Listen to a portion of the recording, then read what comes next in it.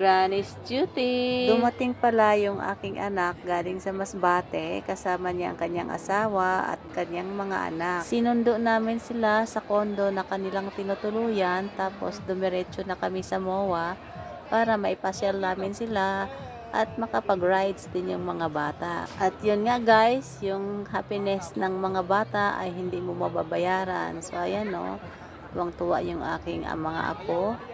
Yung apo kong lalaki, yan yung panganay. Tapos yung karga-karga ko, yan po yung bunso. Ang pangalan nila is si Dale at saka si Gail.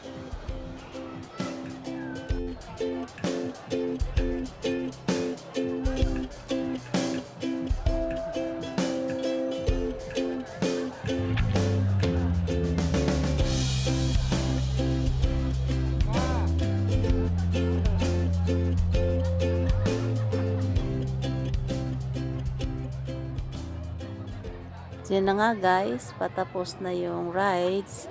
So tumayo na ako at nilapitan ko na yung aking apo. Dito guys, nakalabas na kami.